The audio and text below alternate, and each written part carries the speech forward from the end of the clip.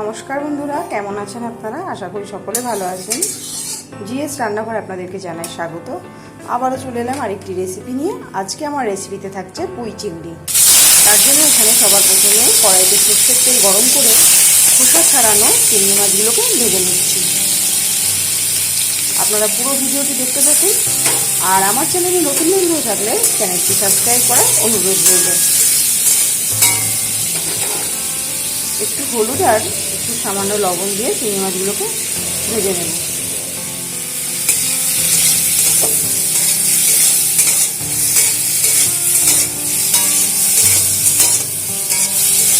চিংড়ি মাছগুলো খুব বেশি ভাজার দরকার নেই, খুব বেশি ভাজলে আবার চিংড়ি মাছ শক্ত হয়ে যায়।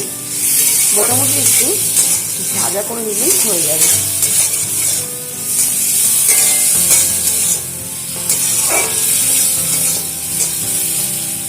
মাছগুলো ভেজে নেওয়ার পর ওই কড়াইয়ের মধ্যে আবার সরষের তেল দিয়ে দিয়েছি। এবারে ফোড়নে দিয়ে দিচ্ছি 5 ফোড়ন আর দিয়ে দেবো চেরা কাঁচা লঙ্কা।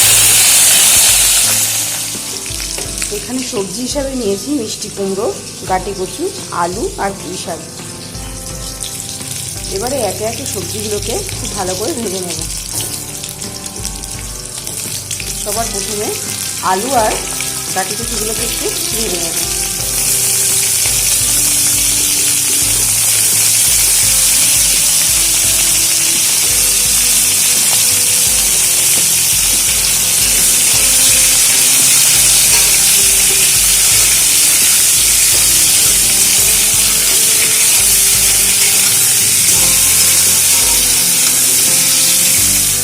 ফিরে এলাম 2 মিনিট পর। কচুর গাটি ও আলু ভেজে নিলাম। এবারে এর মধ্যে আমি কেটে রাখা কুমড়ো দিয়ে দিচ্ছি। এবার এর মধ্যে পুঁই শাকটাও দিয়ে দেবো।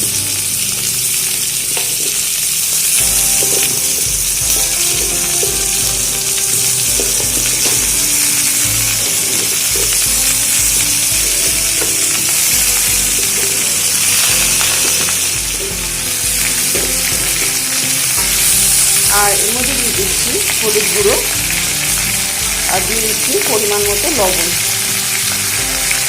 হলুদ লবণ দিয়ে আবারও সমস্ত সবজি খুব ভালো করে ভেজে নেব।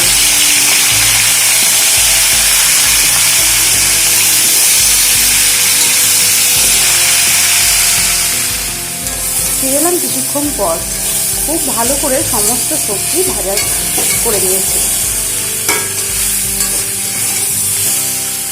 সবজিগুলো কিন্তু ভাজাতেই অনেকটা সেদ্ধ হয়ে এসেছে। এবারে আমি এর মধ্যে দিয়ে দিচ্ছি ভেজে রাখা চিংড়ি মাছগুলো আর দিয়ে দেবো জল পরিমাণ মতন জল দিয়ে দিলাম। চিংড়ি মাছগুলো সমস্ত সবজির মধ্যে মিশিয়ে দিচ্ছি।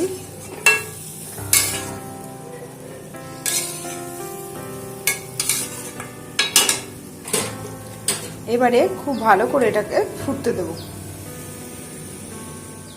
ফিরে এলাম কিছুক্ষণ পর। সমস্ত সবজি কিন্তু খুব ভালোভাবে সেদ্ধ হয়ে গেছে আর পুঁই চিংড়িটাও কিন্তু প্রায় তৈরি হয়ে এসছে। এই সময় আমি এর মধ্যে দিয়ে দিচ্ছি স্বাদ মতো চিনি এর মধ্যে দিয়ে দিলাম। আরও 5 মিনিট মতন এটাকে আমি হতে দেবো।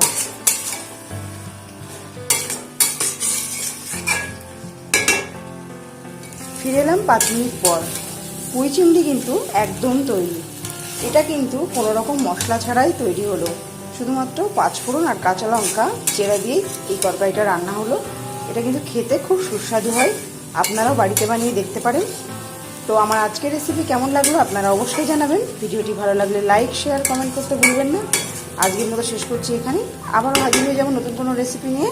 ততক্ষণে ভালো থাকবেন, সুস্থ থাকবেন। ধন্যবাদ।